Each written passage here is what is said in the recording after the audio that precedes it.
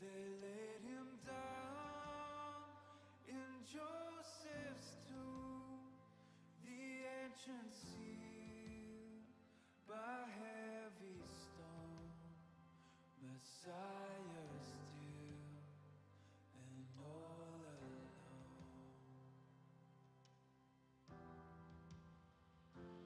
Oh, praise the name of the Lord our God.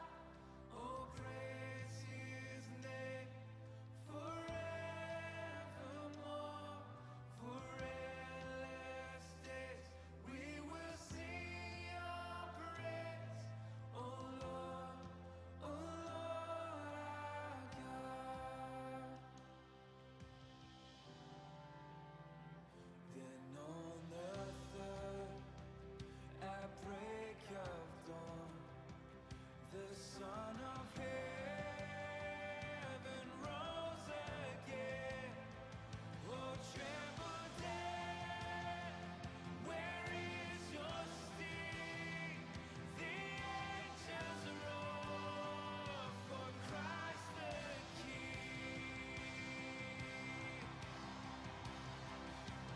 Oh, praise the name of the Lord our God. Oh, praise His name forevermore. For endless days we will sing Your praise.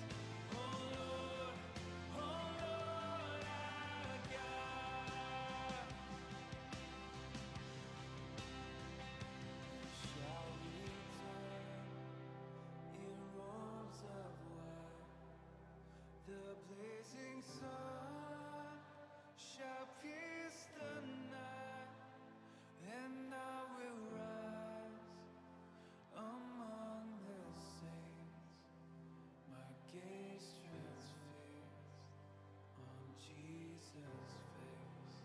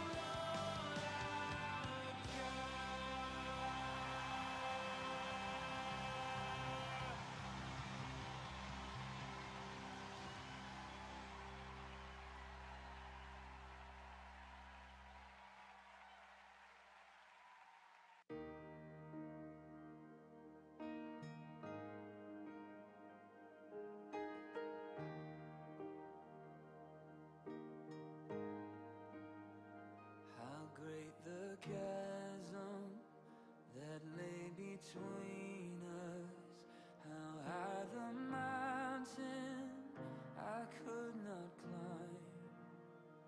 In desperation I turned to heaven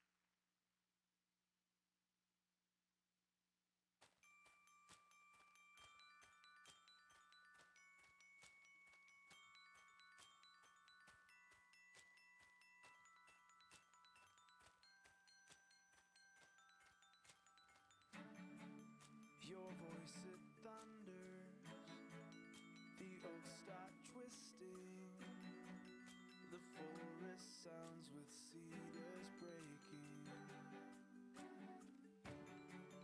the waters see you and start their writhing, from the depths a song is rising. Now it's rising from the ground. Holy, holy, holy, holy Lord. The earth is yours and singing. Holy, holy, holy, holy Lord. The earth is yours. The earth is yours. Your voice it thunders. The ground is shaking. The mighty mountains now are trembling.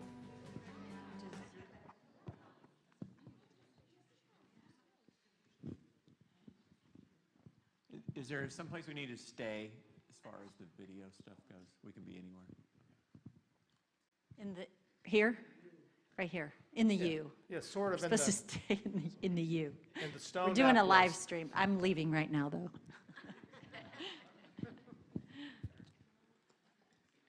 Okay. We want to start by thanking everybody for coming. It is a beautiful day, and I'm sure there's nothing else to do on a day like this, but you guys chose to come here and be with us and hear some stories, so we appreciate that. And all of you, I mean, I think almost everyone in this room are supporters of ours. I know you pray for us and are financial supporters and have been helpful to us over these last 3 years. It's been almost 3 years, if you can believe that we've been gone. Time has flown, and so we're honored and thankful that you're here. We're thankful for Fullness for hosting us. So yeah, for those of you who don't know, this was our church for 20 years. So, and they're our sending agency. So a lot of our teammates are sent by mission agencies, and we're sent by our church, which we're really thankful for. We're going to start with a video, and just to kind of set that up a little bit.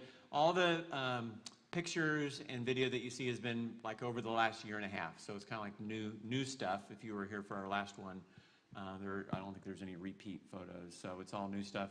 And we shot all of it or most of it. You'll see some scenes from our town, from Soto.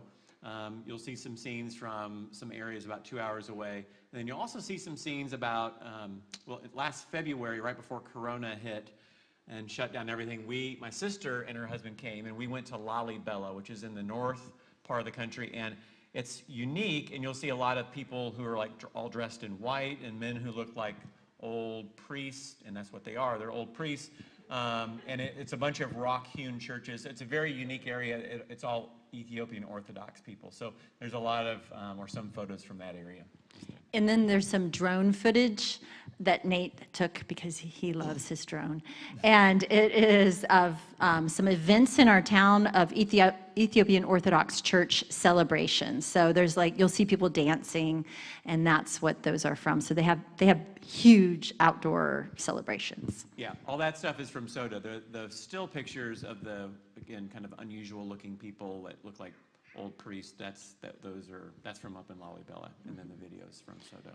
So we'll show the video, and then we'll talk a little bit, and then if you guys have questions, you're welcome to ask those. And I'm so happy we have several children here today, so we're so glad, and you can ask questions too.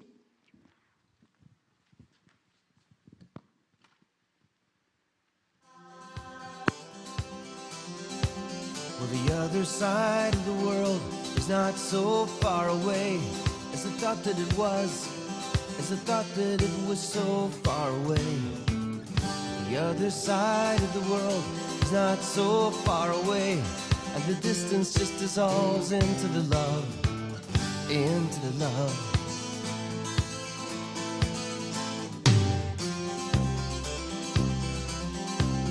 And the New Jerusalem won't be as easy to build as I hoped it would be, as I hoped it would be easy easy to build. The New Jerusalem won't be so easy to build. There's many bellies to fill and many hearts to free. Gotta set them free. But I see people who have learned to walk in faith, with mercy in their hearts, glory on their faces. And I can see the people, and I pray it won't be long until your kingdom comes. And I know that the gates of hell are not as prone to prevail as I thought that they were, as I once thought they were prone to prevail. But I know that the gates of hell, they have been destined to fail. I see Satan impaled on the sword of the word, on the sword of the word. And I see the people who have learned to walk in faith, with mercy in their hearts, glory on their faces. And I can see the people, and I pray it won't be long until your kingdom comes. And I can see the people who learn to walk in faith, with mercy in their hearts and glory on their faces. And I can see the people, and I pray it won't be long until your kingdom comes. The other side of the world.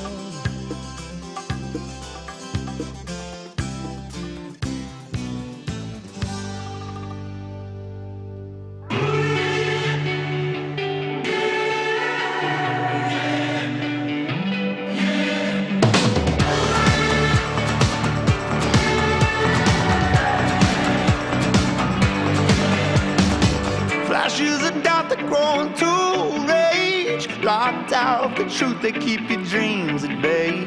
Don't stand and wait for the time to come. Come on, catch me, we got miles to run.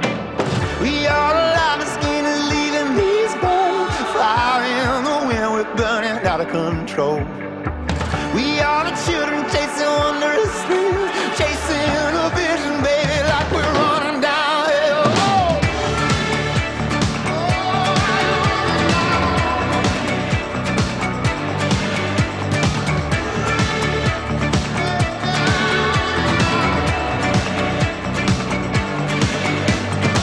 We tear these curtains open, feel the light, swim to the surface, let our lungs ignite. Slip past the guards before they raise the guns. Come on, catch me, we got miles to run. We are alive, the skin is leaving these bones. Fire in the wind, we're burning out of control. We are the children chasing wondrous things, chasing a vision, baby, like we're running downhill.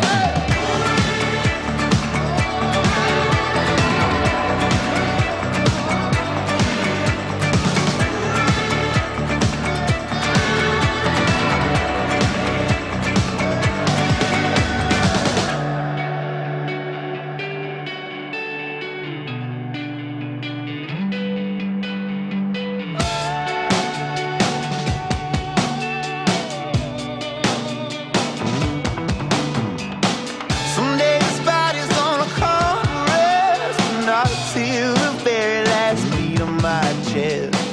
These hills take longer than we think to get down, so I'll get used to living with my feet off the ground. We are alive, the skin is leaving these bones. Fire in the wind, we're burning out of control. We are the children chasing wondrous thrills, chasing a vision, baby, like we're running downhill.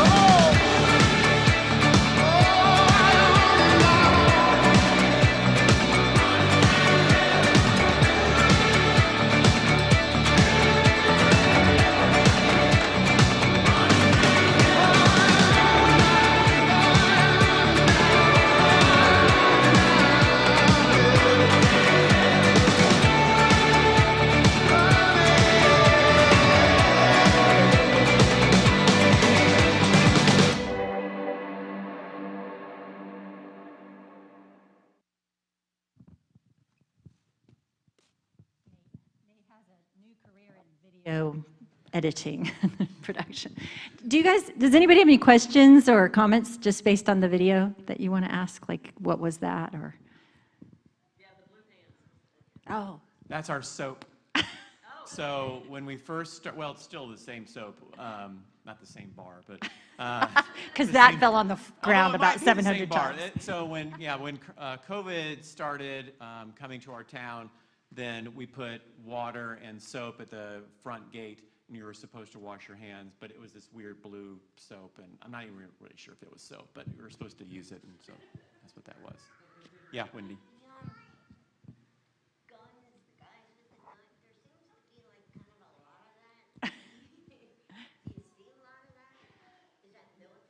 It is. We're going to talk about that particular incident in just a minute, but you do see trucks full of men with guns driving around from time to time.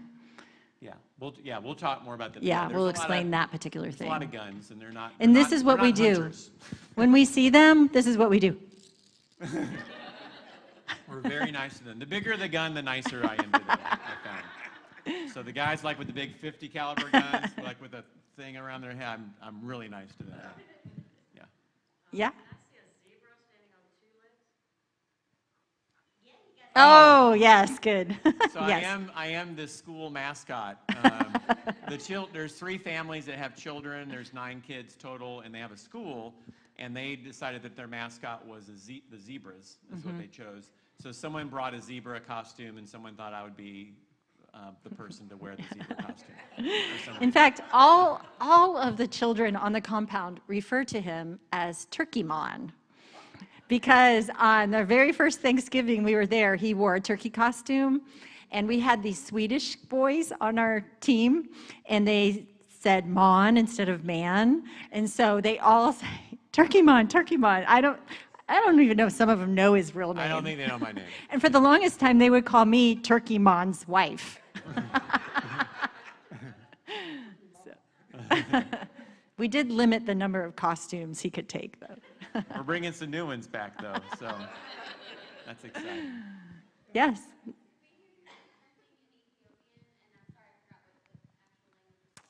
Sure, it's called Amharic. So in this setting, we would the greeting would be Salam Nachu, Indate Nachu. So that's peace be with you. How are you? And you always say achu on the end of a phrase for groups. And I was going to say, the response, you all would say, Denag Xavier Muskim, which means, I'm fine, God be praised. Yeah, Xavier Yumeskin is what you say to everything. God be praised. Praise God. Yeah. Good questions. Anybody else? No. Not at all. I'm not even close. We can get by. We can do what we need to do. I mean, we can go into town. We can travel. We can do stuff.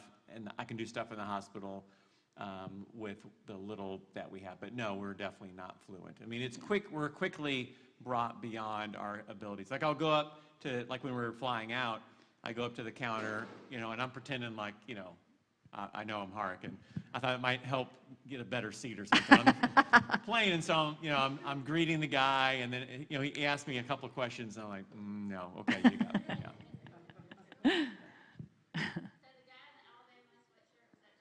He's a guy that, we see him a lot, actually, Yeah. he exercises in the morning. So there's a lot of people out in the mornings exercising. And one day I saw him, and I was like, can I take my picture with you? He just happened to have it on. And He then was not now, a graduate that we know of, Yeah. or a but fan, so per every se. time I see this man now, when I'm running out or something, he'll say, Alabama, Alabama. So I don't think he even knows what Alabama is, but I'm sure, yeah. Nate was happy because we didn't see very many SEC things there for a while.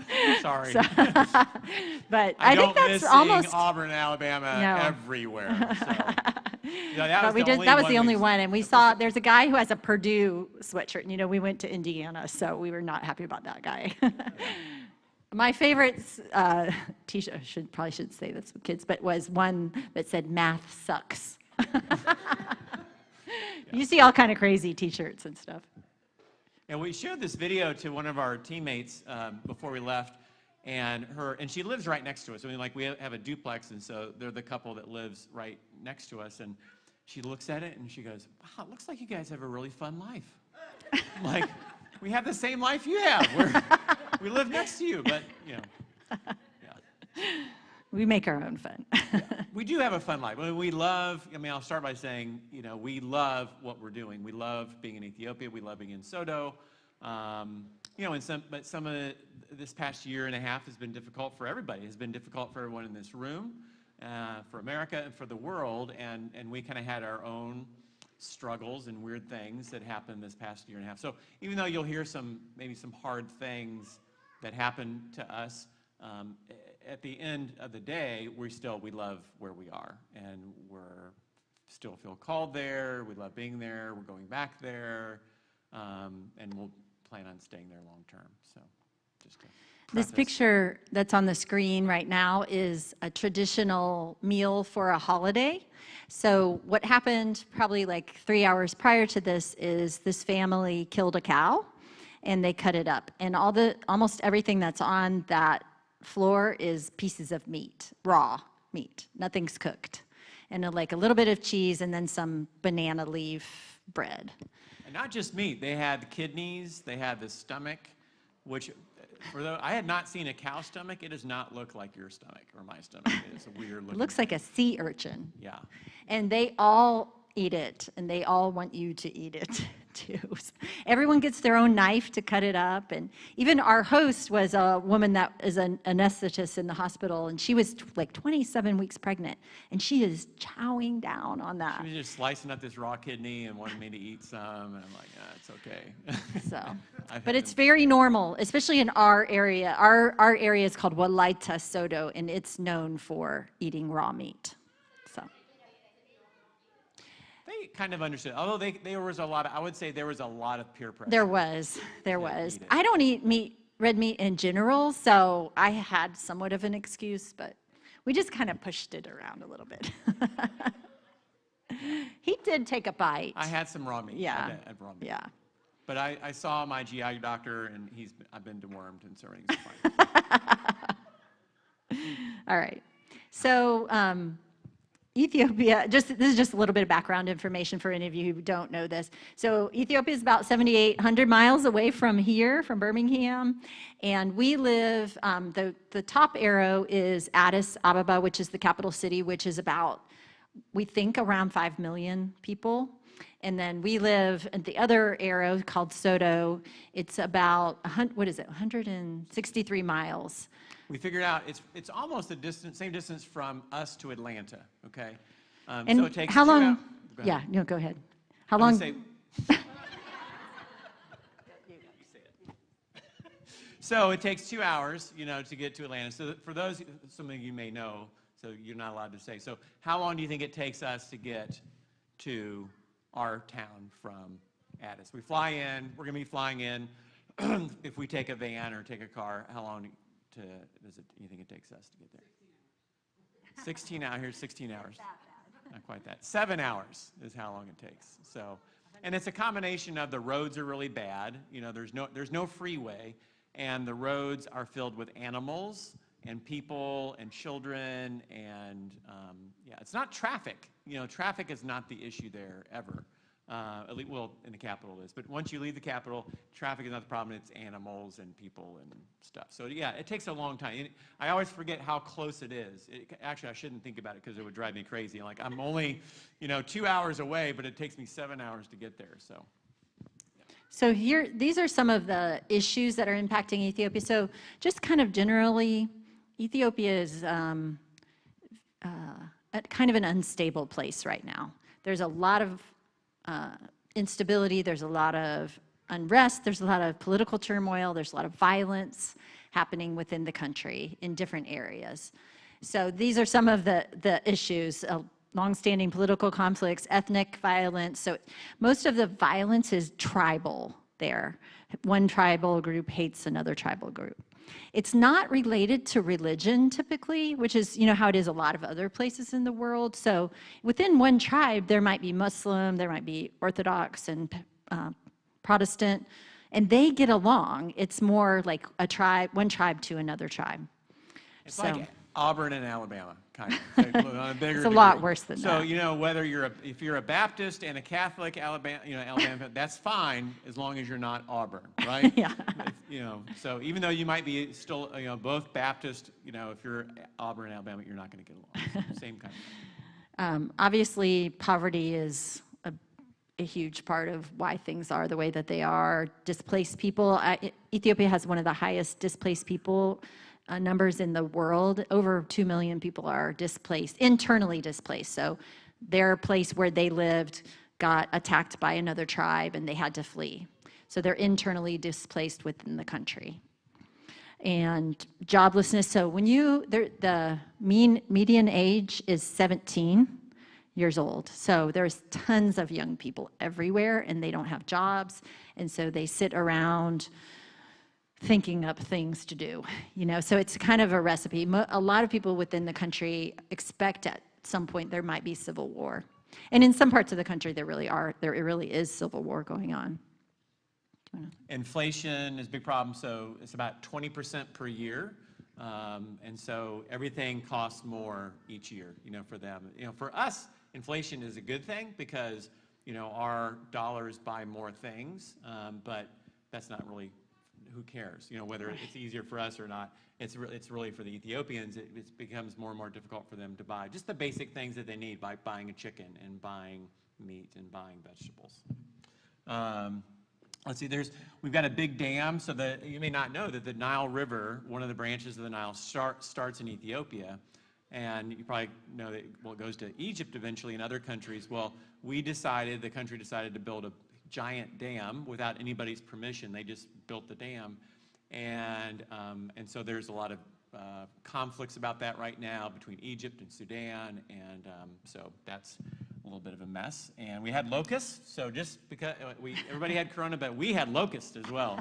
And we did have some in Soto, but we didn't have like a huge infestation. We just saw a few locusts. But there were areas of Ethiopia as well as it devastates all the crops in that area. Yeah.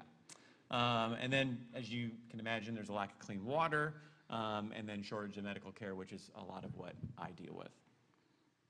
So there's a lot of unrest and a lot of uncertain future. Just for the breakdown, I know a lot of times people are interested in this. It's about 45% almost Ethiopian Orthodox. And Nate says it's like the Catholics and the Jews had a baby. That's what Ethiopian Orthodox religion is like. It's pretty rules based. They have a lot of fasting days, over 200 fasting days a year. They worship the saints. So every day is a different saint's day. And they get on the loudspeakers at like 2, 3 in the morning and they pray to those saints very loudly. The worst day is Mary's day. So apparently Mary is hard of hearing, and they have to pray louder to Mary and to Michael. So those are I know when Mary's day is coming, I'm like, oh no, it's Mary's day tomorrow. It's going to be loud. But you can see, in the pictures, it's really beautiful. Like the clothes are beautiful, their artifacts are really beautiful, and there's great stuff in that religion as well. 34% Muslim, about 19% Protestant, and then 3% other like Catholic, animism, nothing. Do you want to? Okay. So in Soto, there's about 250,000 people, our city, which is pretty good size, but it's very poor, so it's not like we have a lot of amenities. So our supermarket is about, let's say, these 3 front rows, this space, that's our supermarket. There's one aisle, and we can not get butter or chicken or cheese there, but recently I found some there. So, but typically we have to get those kinds of things in the capital. It's primarily in our agricultural area, but there's also a large university there of like 35,000 students. So that's awesome, but they don't have hardly any books in their library. So the university is very young, like 15 years old, and it's just grown exponentially. So, what else? Our area is usually peaceful but poor, so that means like petty theft, that kind of crime. That's not a lot of dangerous crime typically in our area. But child labor and trafficking is a big deal there. If you saw the picture in the video of the kids sleeping, you might not have known what that was, but those are street children. They sleep right in that spot every night. One time I think when he took the picture, he was counting, and there was probably 25 children in that little place right there, and they're all over the city. It's so heartbreaking, and to know that we can't really do anything about it, but there are ministries in the area. We've gotten to know a couple of the Catholic priests there, and one of them does a overnight place for the boys, and he houses about 150 kids a night. But it's estimated in our area there's up to 5,000 street children. And what happens is parents think that their kids would be better off in the city, and so they just take them there and leave them. And then they have to try to find work, and that's when when trafficking and those kind of things happen. But they have their own little group, their own little community that I think they do look out for each other, but lots of bad things happen.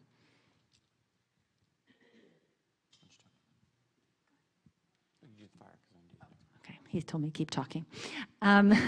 So this summer, one of the things was it summer? Fall.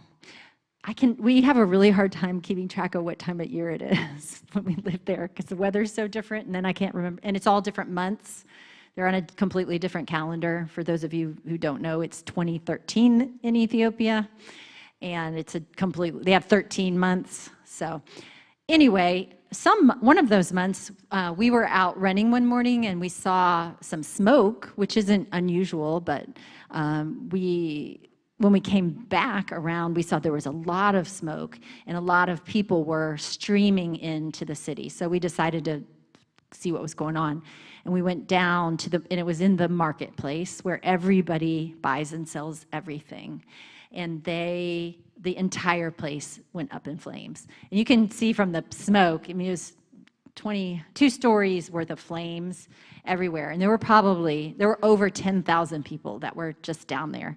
And they were trying to grab what they could to save as much as possible. But Nate texted our team and said, get ready for some casualties, because there's going to be some. And amazingly, there weren't.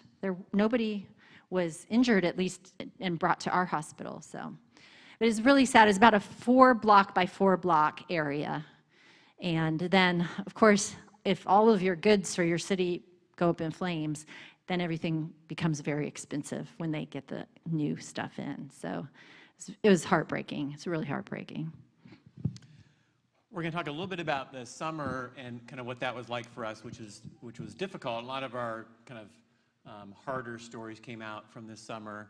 The summer started with this guy being assassinated, and he was a musician and a political figure. So he came from one of the larger tribes. He was very politically active in trying to promote their needs and their issues. And somebody assassinated him in the Capitol. And that did not go well nationally, and the country decided to turn off the internet after that. And those of you who don't know, Ethiopia will just shut off the internet for the entire country in a moment's notice. So they just turn a little switch, I guess, and then we go black. And there's no communication, there's no way to kind of get news. It gets a little disconcerting for us. And this happened our first year there as well. They turned it off at that time because of some testing for students. That's a different story. But they turned it off that first year, and then this year it first went off because of this assassination. And so it had been, I think it went out for 3 weeks that first time. And we kept asking we knew some people had it, like in the Capitol, we knew some hospitals had it. So we thought, well, if we write a letter with all the reasons why a hospital might need the internet, they would turn it on, and then they hadn't. And then we heard this rumor one Sunday morning. We had gone out after church, and we heard a rumor that one of the hotels had internet. And so we're like, no way. No one in the city has internet. And so we went, and sure enough, they had internet. And so we start downloading. We take all of our devices. We all have like our iPads, our phones, our laptops. We're just downloading stuff. And trying to catch up on emails and whatnot. And then the next day, on Monday, our CEO went to the government, and they're like, hey, this hotel has internet. Can we get internet? And they're like, the hotel has internet? And so they turned it. They turned off I don't know, I still don't know how that hotel got internet, but they quickly turned it off too. So that was stupid for us to say, you know, can we have it too? The answer is no. And then after that, so Corona was starting during this time, and just like here, a lot of things changed. And one of the things that changed was that our country was not doing cancer surgery. So in the Capitol, we have I think there are 7 GYN oncologists, okay, for the whole country. For 110 million people, there are 7 GYN. Just down the street at UAB, there are 10, okay? So we have 7 for our whole country, and they're all in Addison. They stopped doing surgery because of Corona.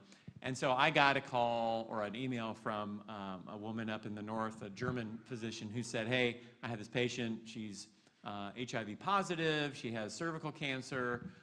She needs a hysterectomy, but nobody can do it. Well, can you do it? It was going to take two days for her to travel down to us. And I don't do those. At least at that time, I was not doing those surgeries. But I thought, well, maybe I could learn by watching some YouTube videos. So I said, sure, bring her down. And so she came down with her sister, and a lovely lady, very nice, and her sister was wonderful as well.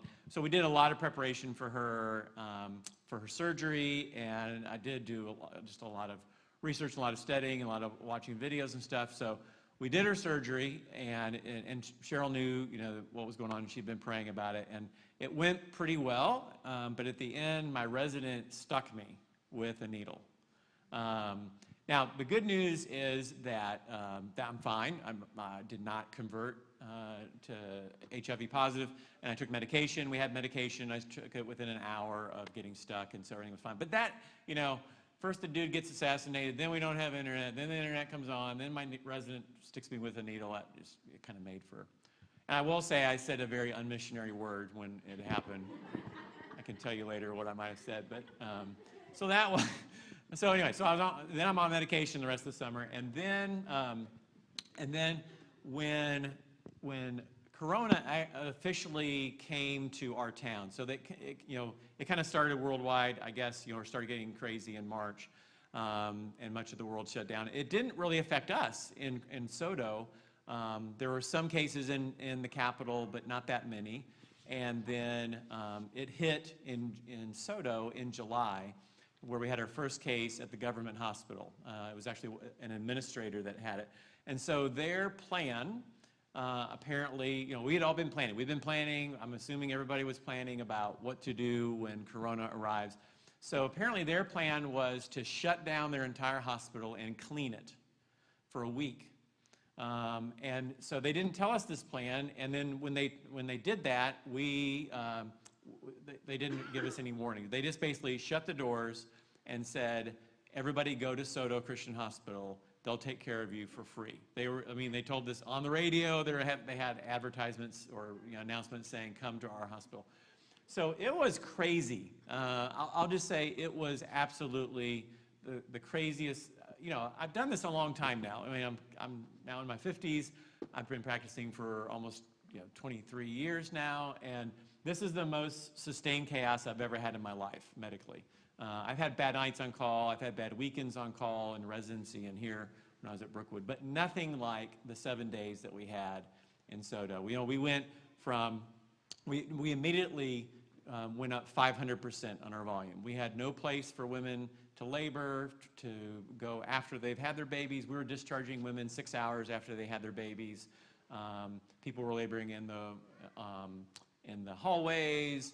Our delivery room was completely full of 3 women at a time, all pushing at the same time. It was just nuts.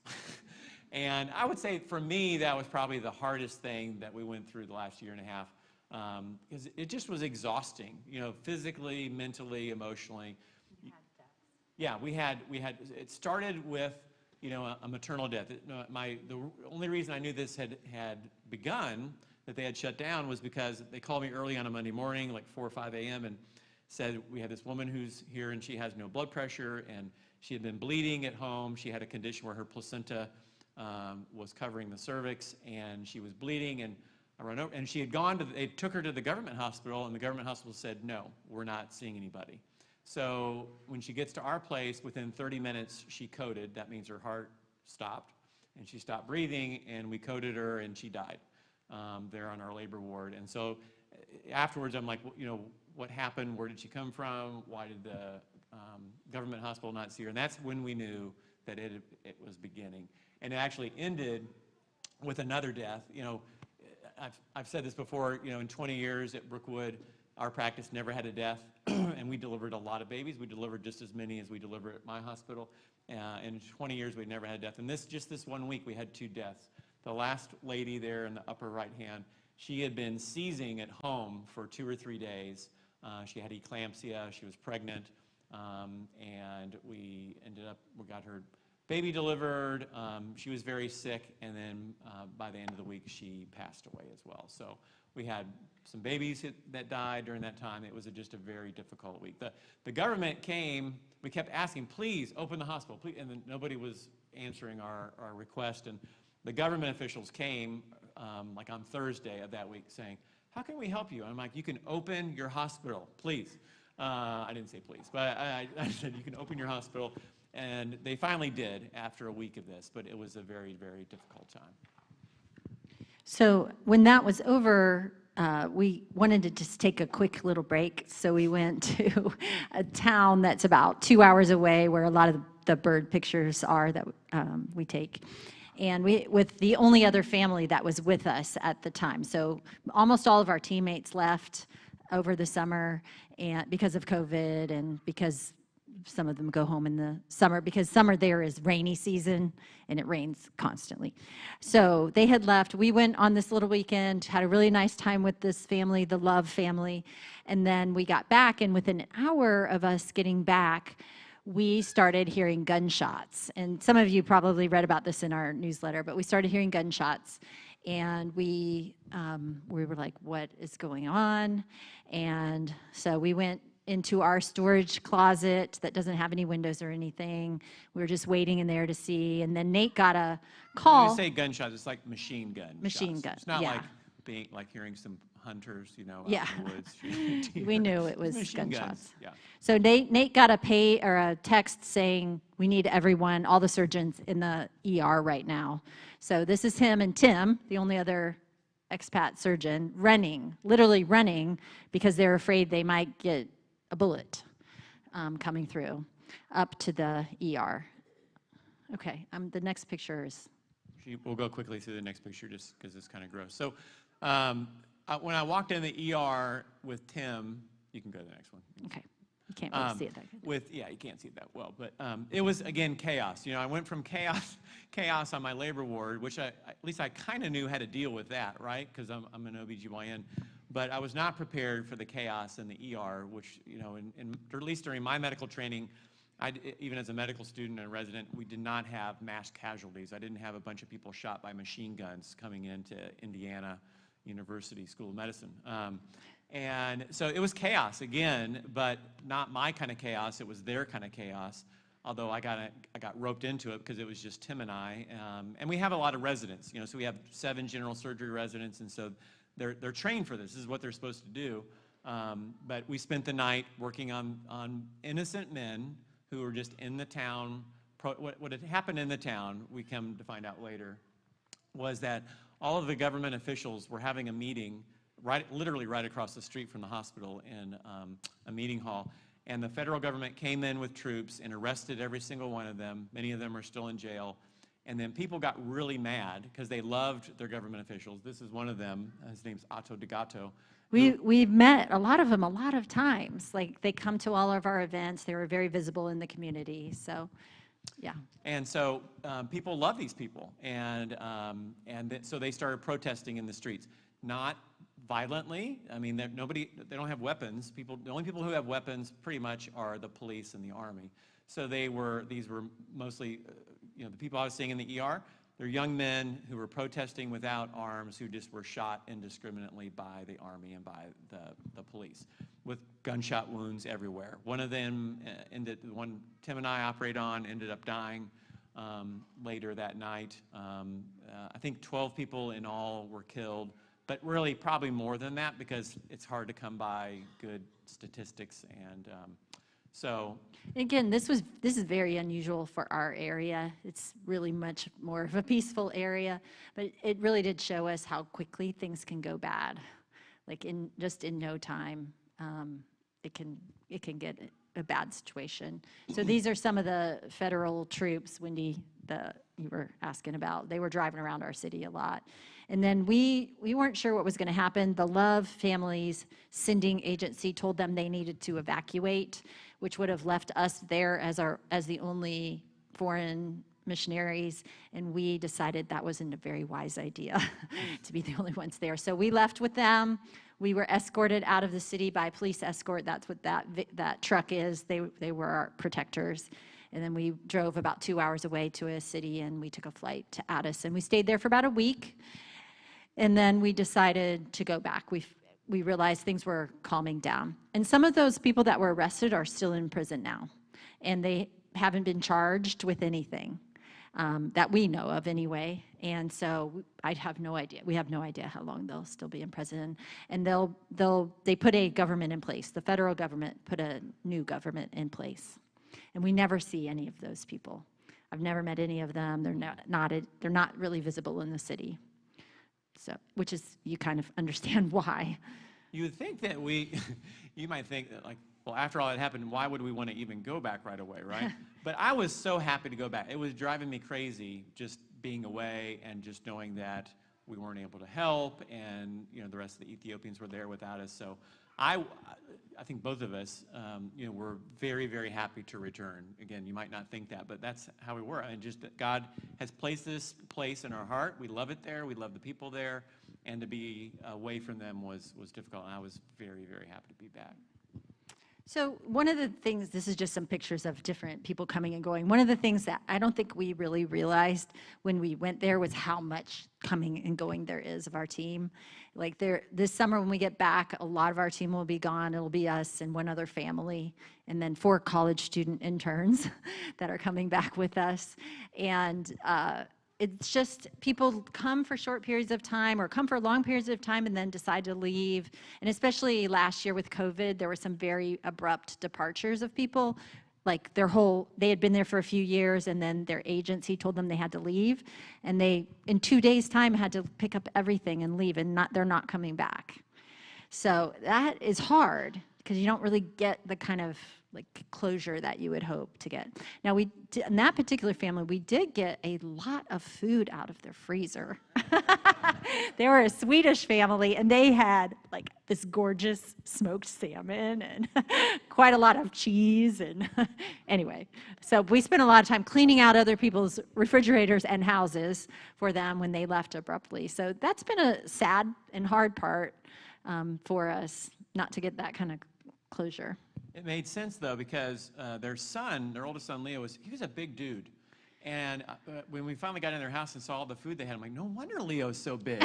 I mean, he was eating really well. He was eating well.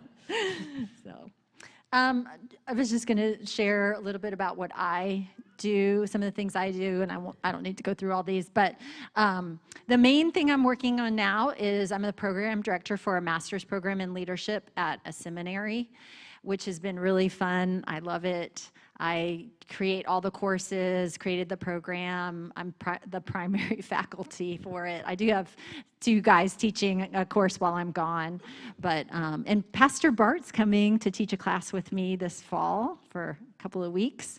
And I have 33 students, 32 are men. And they're so fun. They love being in a situation where they're not being lectured to all the time. That's kind of the educational system in Ethiopia, is like the teacher just talks all day long and the students never get to say anything. So I do a lot of discussion and group projects and that kind of thing.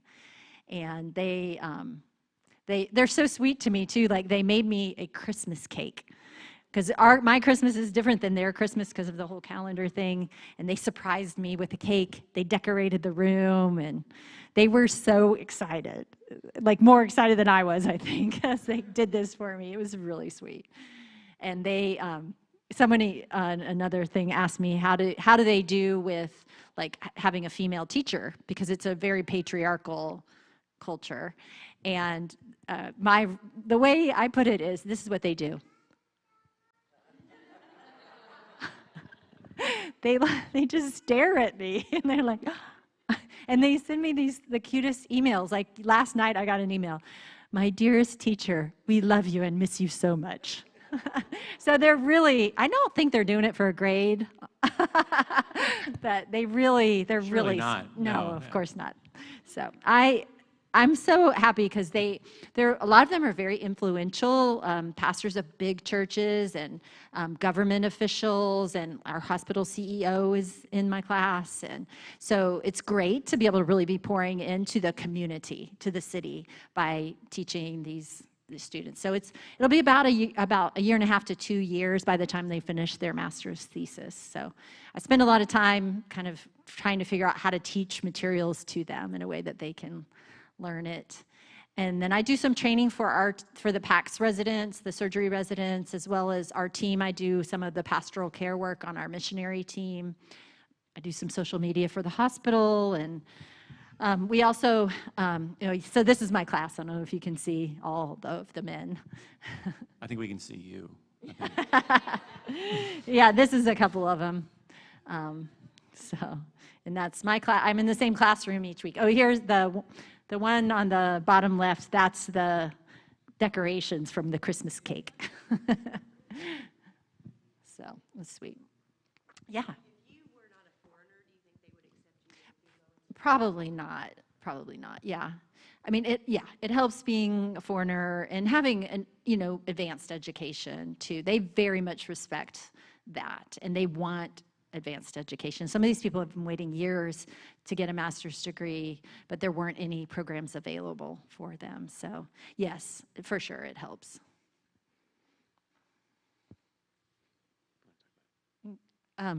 This is a picture of some interns that we have. So we do a college student internship program in the summers. And like I said, this summer we have 4 students. Pastor Bart's daughter, Olivia, is going to be one of our students coming with us. She's going back with us. And they're all students who are pre-med or nursing students who are interested in medical missions. So we just really believe in this opportunity to get them exposed to what is it like to live in another culture and see what medicine is like, in hopes that they'll perhaps choose to do that kind of work in the future, or even if they don't, that they'll have a heart to invest in it by giving.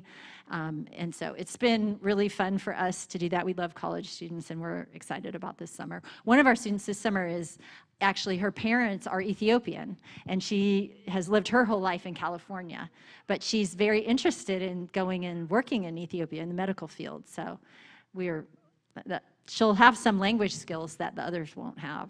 Yeah, we love that program. I went as an undergrad, which is one of the reasons why I'm in Ethiopia now. So we know that's a pivotal time in people's lives, and it's great and fun to be around them. So the stuff I do, I think it's kind of straightforward what I do, because I'm a physician. But it's kind of some of the new things that I'm doing over the last year and a half is we are doing more cancer surgery. So before that story about the lady being sent from Gondar from 2 hours away or 2 days away, we really didn't do that many cancer surgeries, but we kind of have seen that there's a big need for that. And so I've done more and more of those. I've gotten more comfortable with doing those surgeries. We actually have a way now to do chemotherapy afterwards for them, which is really, really important, especially for our ovarian cancer patients. So I've started doing more of those, and we now have a way too to make sure that those surgeries don't cost them anything. We already have that in place for our prolapse surgeries that we've been doing for 4 or 5 years, but this is now, we're able to offer cancer surgery to these women, and it makes a huge difference, because honestly, some of the times, well, first off, the women actually don't choose whether they're going to have surgery or not. So if someone comes in and we determine that they have cancer, they come in with a family member, typically it's her brother, or if it's an older woman, it's her oldest son. And so I tell him what's going on and what we can do, and then he determines whether she has surgery or not, okay? I know this is totally against what we all do here. It sounds terrible, but that's the culture there. And honestly, I know that part of his decision is am I gonna be able to pay for this? And so I think that being able to pay for these surgeries is making a big difference and between doing it or not doing it. Sometimes they may just still choose not to do it because, and sometimes I'll just tell them honestly, even if we do surgery, the chances honestly are not good for your mother or for your sister. But at least it eliminates a barrier for a lot of these people to just be able to come in and have the surgery that they need to have done for free. And then I also teach on the faculty for the PACS residents. These are 3 of our guys. I love these guys. I cannot tell you enough good things about the PACS residents that I teach. We currently have 7 who are doing general surgery, and we have 2 who are doing ortho. They all have to spend 3 months with me during their first year of training to learn how to do C-sections and hysterectomies and whatnot. And they're just great people. They actually chose 2 new, so we have a new class every January, and they just chose the 2 new ones for next year while we were here. And we have a woman finally who's coming to join the program as well. So that will raise it. We have 1 leaving, 2 coming, so that will get us to 8. And it's 2 each year. It's a 5-year program. We've talked about this program before. It's a program to teach Africans to become general surgeons, and then for them to then stay on the continent, not to go to Los Angeles or go to Detroit, but to stay on the continent and use it as a ministry. And so I love working with these guys. One good thing about this past summer, their dorm got shut down because they're doing some construction on it, so they moved in next door to us. So we got to see them a lot more and interact with them a lot more because they were living, literally right next door to us. So it's fun. So I do those things. I accidentally became the COVID committee chairman when COVID was doing better in Ethiopia. There was nobody to chair the committee, and so I said, sure, I'll do it, whatever. And then COVID exploded again right after I made that decision. So COVID, just so for those of you who want to know, it never was really that bad back when it started last summer. But in February, it started getting bad again, and it's still bad. There's actually no way to know how bad it is right now because we have 110 million people in Ethiopia, and yesterday the whole country did 4,285 tests. At least half of those were for travelers like us who are just leaving the country to go somewhere. So their testing is almost non-existent. Treatment centers are almost non-existent. So it's really hard to have any data, but I can tell you that in our town it's bad and people are dying, and it became more of a problem. So I'm dealing with that.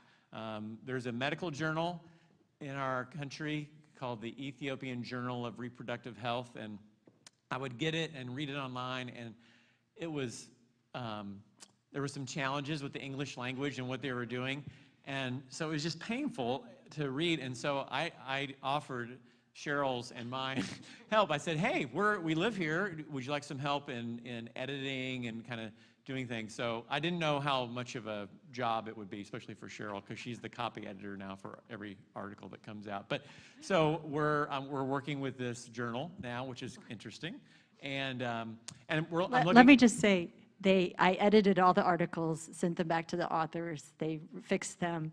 They sent us the final version, and I didn't look at it because I didn't want to see what it looked like. Isn't that bad? It made me so anxious to think about how it turned out, so I didn't read it. So I looked at it, and it wasn't good.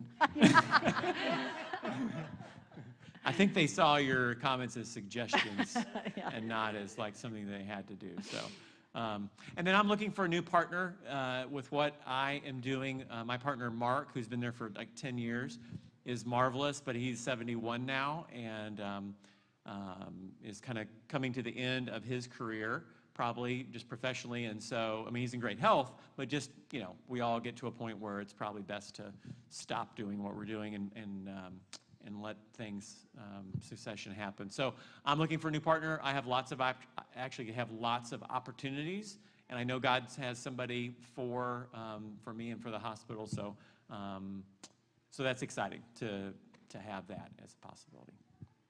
He's got somebody coming this summer in July, from July to December, just kind of checking it out. Yeah, and I actually have also like helping. 4 or 5 people who are kind of interested. 2 are Ethiopian, 3 are Americans. So I know that, you know, that God will send someone my way. The ideal number really is 2 for what we do. 2 is the perfect number. So Space is really limited. They're, even with 2, they're kind of crawling all over each other in their clinic. yeah. That was, we were in Hawassa, which is like 2 hours away, and it's a school who had a wonderful drawing of the female reproductive tract. So I decided to stop and take a photo of it.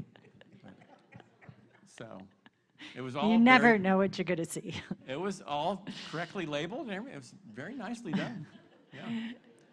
So Nate's going to tell just, like, I think, 2 medical stories, and I approved these, just so you know. They're not gross. Right, they're appropriate for children. So this is a lady who was at home. Her story, Cheryl doesn't believe this story, but her story was, she was at home minding her own business, and she sat down and felt this terrible pain on the chair after she sat down in the chair. But she got up and she's like, you know, couldn't feel or see anything. And so she came in and we did an x-ray, and she had this thing. So there's a metal object in the middle of her pelvis. And so she had sat on a crochet needle, and it went like right into her, like right here in her buttocks, and it just went straight up into her pelvis. And we couldn't find it. I mean, like you couldn't feel it. You couldn't. There was nothing. It was gone, except for on this X-ray. So it took it takes a village, right? So it took a team. We took her to the OR with the general surgeons, and between like 6 of us, we finally got this thing out, and that's me holding it over there in my hand on the right. So. What? What's your theory? I'll tell you later. I have a similar story. I didn't show this picture because it's pretty gross, but so people's most valuable possession is their cow, okay? Or if they have a cow. Not everybody has a cow, but if you have a cow, that is your most valuable possession.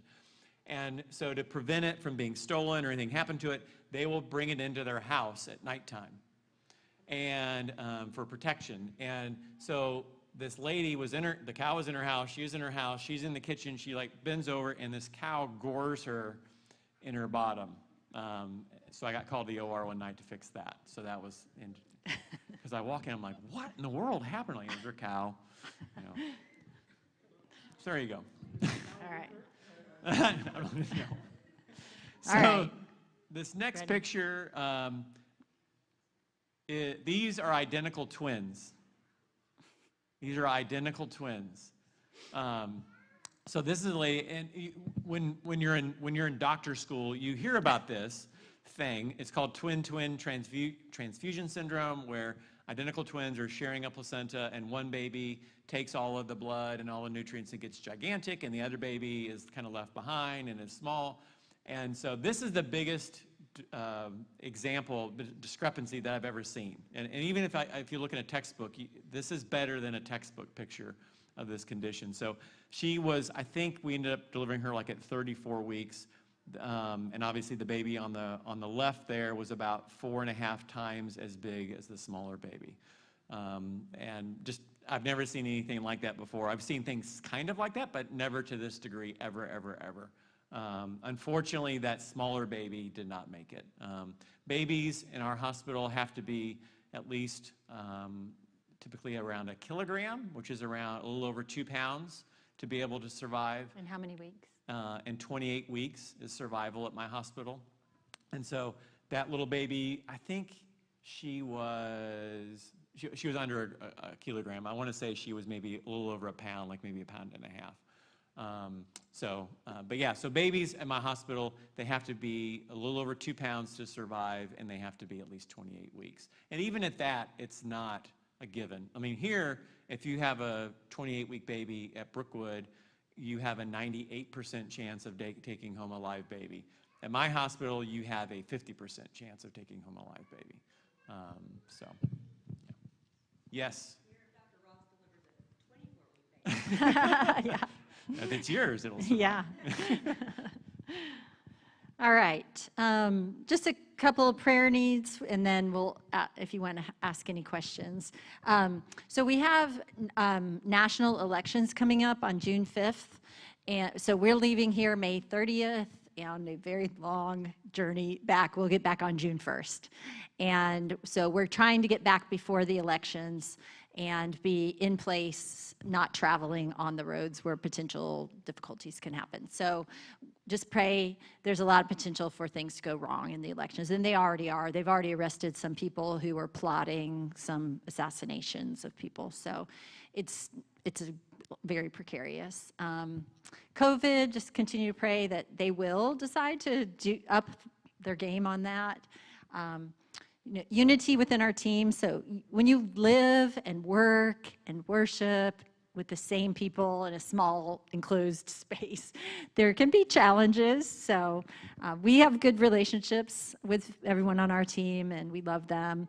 But there's definitely some tension at times between people. So I've been praying about that a lot, of what I can do to kind of facilitate unity and training and things with our teammates. So one of our big prayer requests right now is a teacher for our missionary kids. So Nate mentioned we have 9 kids, and we thought we had someone to come, but they're not coming. So we really need an elementary school teacher, somebody that would be willing to come for the school year, which is like late September to May, and teach the kids.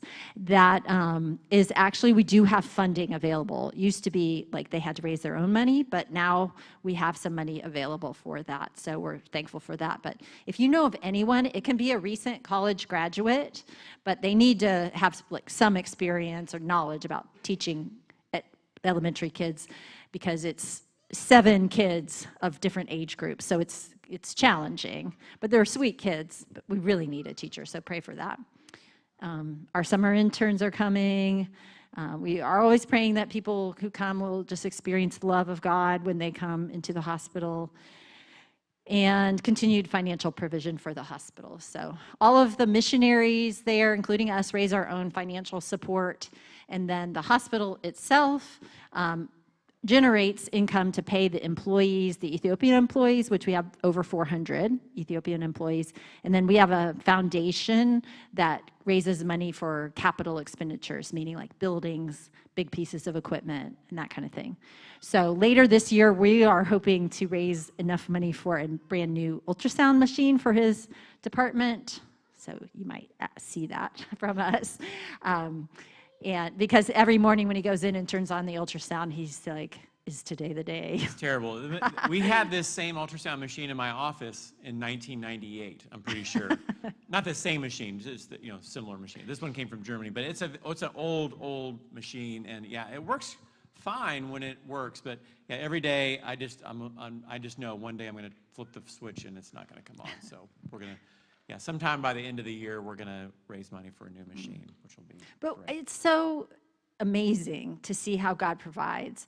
Even during COVID, when I know people were struggling financially, they just like financially, the hospital did well with giving, and we didn't worry about money at all. Like people just continued to give, and it's just really amazing how the Lord provides and puts it on people's hearts and for all the different little projects that we need things for. So, and some of you are part of that, and we are so very, very thankful. All right, that's the end of our talk, and so we have like a couple minutes if you want to ask any questions. Yes? Do you teach in English? Yes. No, I don't have an interpreter, and I do teach in English. And the way I put my Amharic skill is like, I know enough to be funny, like at the right time to say the right word that will make them laugh. And so that's about it. I really don't have enough skill to explain anything, especially in my discipline. But I can make a joke at the right time, or I can ask them a question. So it's all in English. The college, it's a seminary where I teach, a small college, and it's all in English. Now, they do have a hard time understanding my English, as opposed to the Ethiopians who are teaching in English.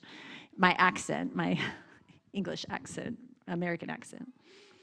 Yeah, good question. Yes? You said a lot of it's a tribal thing when do they like wear colors or, you know what I mean? How do you know? How do you know? You know, so they can tell who's who by language, because is number one way, because they each have their own language and they have their own, even if they speak Amharic, they have an accent. Just like, I know you're not from here, Wendy, right? So, and I know, other people are. So you know from their accent, and then there are some colors.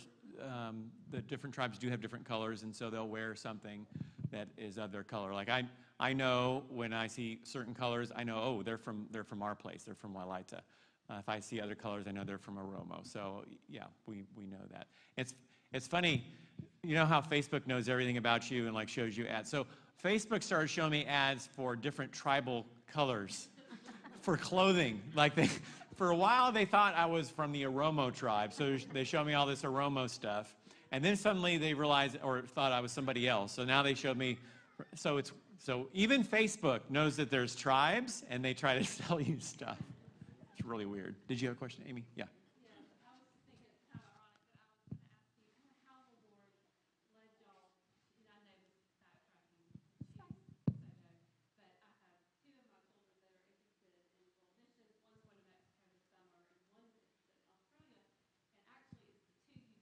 Oh.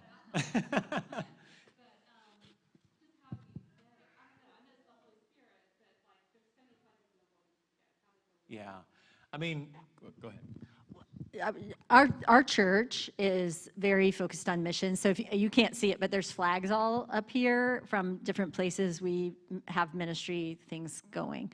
And so we went to Ghana 6 or 7 times. Dan and Beth Stafford went on our very first trip, and I don't know what, 2005 or something. And so we just started going on those trips. Nate had been to Sierra Leone in college and loved it, but he knew I probably wouldn't really be interested in that. And so but I was fine to go on these short-term trips, and really God just changed our hearts on one of those trips. And I said to him, maybe we should think about doing this like long-term before we're old. And, when we're still healthy and strong. And so he was like, sure. So it was like not that much of a decision. We're both on the same page about it. The harder part was finding Soto, and we went lots of places over the years trying to find the right place. And ultimately, we found Soto through PACS, the Pan-African Academy of Christian Surgeons. They send out a newsletter, and he was on a trip to Togo. I wasn't with him. And while he was gone, we got a PACS prayer guide in the mail, and I would have normally not even read it. I probably would just put it in his stack of stuff, and then he probably wouldn't have read it because the stack would have been too high and would have gone in the recycling. But I opened it up and I started looking through it, and it said, Mark Carnes in Soto, Ethiopia is looking for an OBGYN. And so I told Nate while he was in Togo, and then he immediately emailed him, and that started us on a journey, and we ended up going there for a month in 2016. And when we were there, God spoke very clearly to us that was where we were supposed to go. Yeah.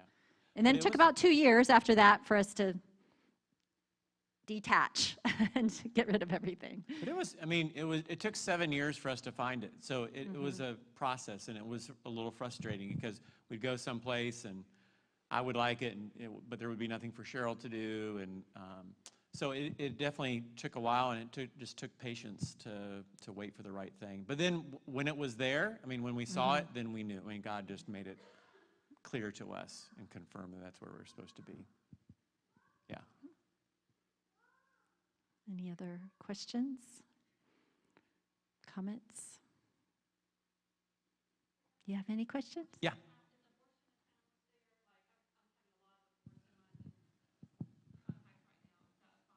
Yeah, abortion is complicated in Ethiopia. Abortion was illegal in Ethiopia until I think 11 or 12 years ago, and then they made some exceptions to the law. And then what basically the OBGYNs and the medical community has done, or not everyone, but not us, but other people in the medical community has done, is use those loopholes and basically driven a truck through it. So but essentially it is legal there, okay? On paper, it should only be in very limited circumstances, but the reality is once they opened the door, it increased significantly. So essentially it's legal there. It's not in all African countries. In Kenya, where we were, we did some work before going to Ethiopia, it's not, and it's a very, very, very different medical, the complications and whatnot are very, very different there than they are in Ethiopia, but that's what it looks like there. Any kids have any questions? Do you want to ask anything? Okay, that's fine. You can ask later if you want to. We do have a sign-up sheet if you want to get our newsletter. I think most of you in here get it, but and then there's some cards back there with our updated information on it if you want one to put on your fridge to remember to pray for us. And there's some bird cards in the back that are I just made them of 2 of our different birds, and it's just like a note card, and you're welcome to take one of those if you want to take it. All right. Anybody? Other questions?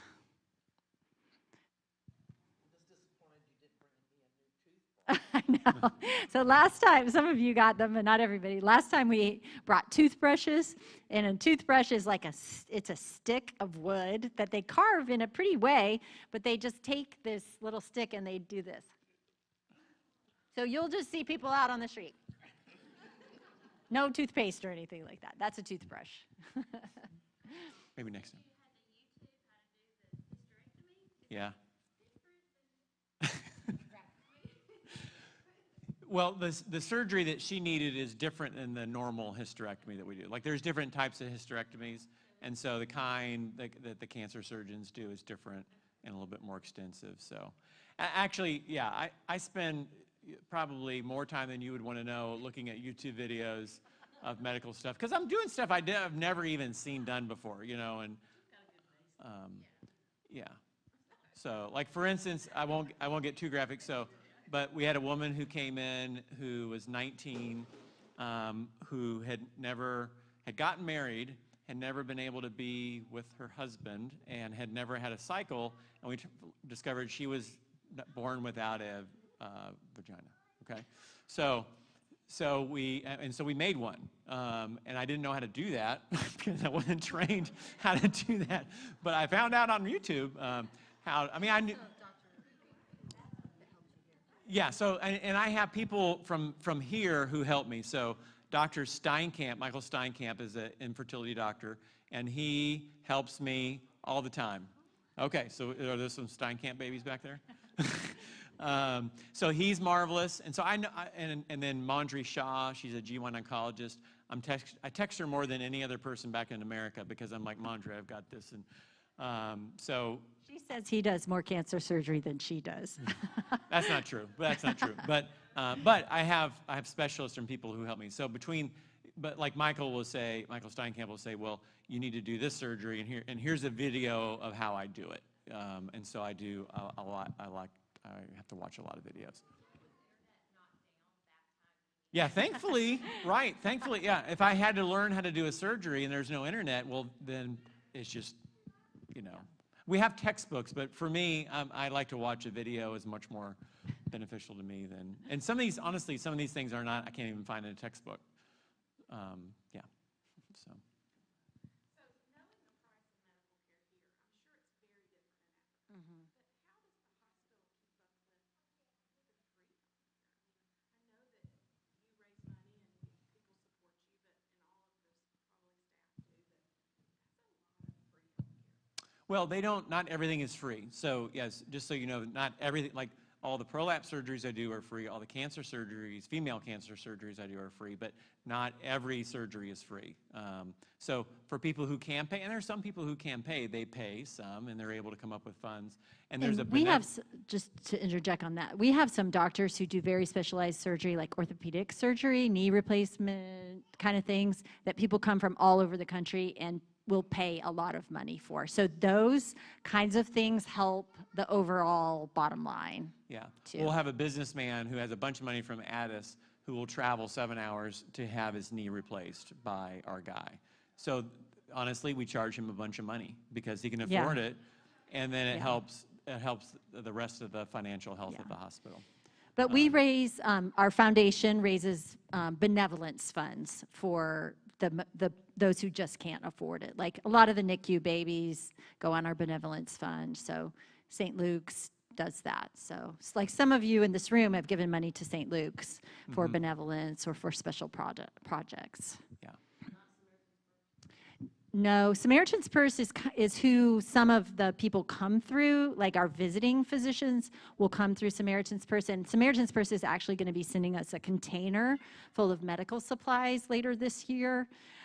So that is, and that's obviously something we need. But they don't give us cash. Wait, Amy? Right. So we have around 120 to 140 beds. Is how big we are. So we're kind of smallish, is what we are compared to Brookwood, who has 500 and some beds. So, But they do, how many deliveries did you do last year? So on the OB side of things, so we did a little over 1,000 deliveries last year. It was the first time we hit 1,000. So we did, yeah. So that's kind of what our volume is OB wise, and then we're actually, it's a little bit different for me. Like at Brookwood, women's services is like a big deal, at least I thought it was a big deal, but they told me it was a big deal. So it's a big part of the hospital and kind of gets a lot of resources and whatnot. It's not really the same at our hospital. Orthopedic surgery and general surgery is a much bigger product line than what I do. So it's different, than it is. So 1,000 deliveries, yes, but there's a lot more orthopedic surgeries and general surgeries that are done. So you're watching videos to learn to do surgeries that you may have never done. Yeah. What is the environment like there as far as like malpractice? Do you have any fears? Do you have any? Yeah, malpractice. There's no malpractice insurance No, there. that's not true. There is? Now there is. So, Oh. here's what I know about malpractice there. Number one, do I worry about it? The answer is no, because I just don't worry about it. But if you're accused, here's what does happen. So you can be accused of malpractice. And there was a case actually in the Capitol of a general surgeon who was accused of malpractice. And what happens, it is a criminal case. And so if someone accuses somebody, then the police come in and arrest you. Like this surgeon that I read about, he was arrested after a surgery. He had like 5 surgeries to do that day. He comes out, the police are there, they handcuff him, they take him away. They're held in jail for 2 weeks while they gather evidence. And there is malpractice insurance now, but people think that that's a bad thing because, these lawyers.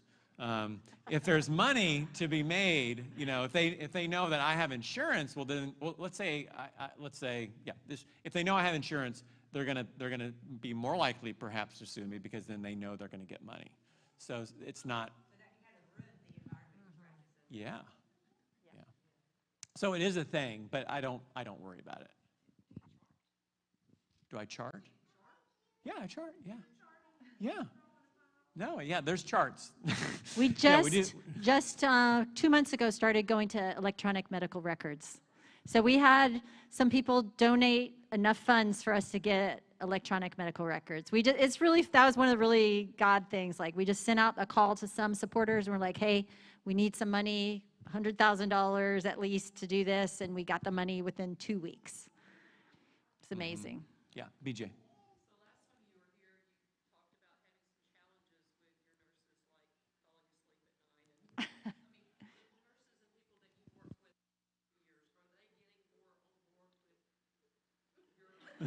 remember. Oh, yeah, I guess this is on video. Yeah, they're great. I don't think they're going to. There are still challenges, just like there are everywhere in the world. I might have. The good news is I've had the same group of nurses and midwives pretty much for the last, I've not had any new people in the last year and a half. So, so things have gotten somewhat better, but there's still, I'll just say, since we're being videoed, there's still lots of opportunities for improvement. That's one thing I like. Yeah, yeah. But they are the sweetest group of people. They just love to celebrate, and they're just very joyful, and it's a great environment. Yeah, it's a great environment. Like the Right. dancing, I should have warned you that there was dancing in the video because I'm not sure you guys were prepared to see us dancing. But so that was my department party. So we told them whenever we go over 100 deliveries for a month or 1,000 for the year, we'll have a party. So we had a big party. We had 2 goats. That means we killed them and ate them. We had 2 goats, and there's just tons of just dancing, and it was one of the most fun parties I've ever been to. And it was just sheer joy. There's just a very joyful, fun people. So that is true. I've never killed a goat. No. There's professionals. That's what they do. I mean, they know how to do it, relatively well. Like on a holiday, you'll see all these people walking through the city with their knives, and they're going to go kill some animals. And actually, in our hospital, what they do is, like on an Easter, they'll go in together, the employees will, and they'll buy like 10 cows. And then that morning, they will slaughter them at the hospital. And then put the meat out they'll put tarps out, and they'll put piles of meat, and people come and get their pile. So. Come and get You get a turkey at Christmas, and they get same thing. Wendy?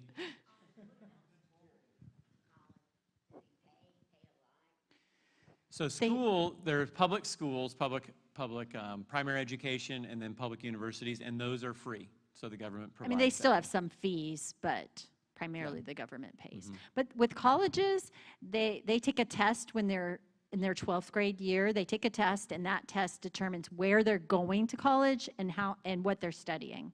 So they really have no choice in the matter.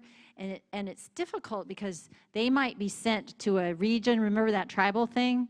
They might be sent to a region where they don't speak the language, and that tribal group does not like their people group. And there's a lot of violence that happens on college campuses in Ethiopia. It's really And students sad. who just disappear and are murdered. That has happened a lot. Yeah. Yeah, BJ. So. Yeah. Unfortunately, we don't have monkeys on the compound. I've suggested we bring monkeys to the compound and have them like in our cafeteria. We do have some really mean mongooses, though, on our compound. But the monkeys are, no, they're not, I don't know why they're not in Soto, but they're not really in Soto. The places we go for a weekend to get away, that are 2 hours away, they're full of monkeys. Yeah. Sharon, did you have a question?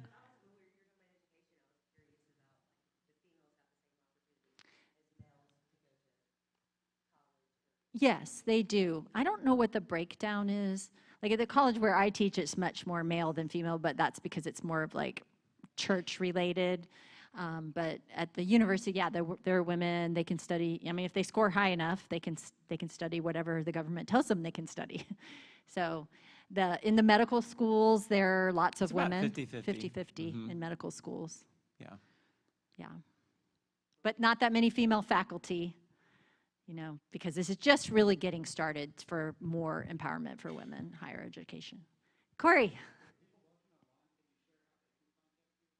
Sure, yeah. What's the best way? They can go to the Fullness website, fullnesscf.org, fullness.life, and then we have a page on there on the missions thing. That's our page. Or we're on Facebook, Instagram. We're on Instagram. We also have a bird page on Instagram called Rostabirdians. Rostabirdians. Yeah, those are the best ways.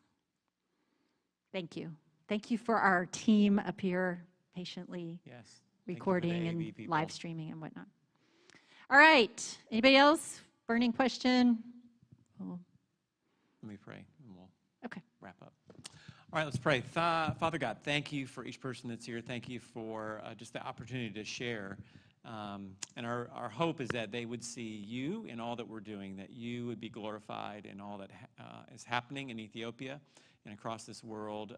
Thank you for just allowing us to be used there. Thank you for each person here who supports us, who loves us, who prays for us, who gives financially. Just thank you for them and bless them. And we love you. Thank you for being a good God. In your name we pray. Amen. Take one of those little bird cards if you want, or our little card also. Eat some donut holes.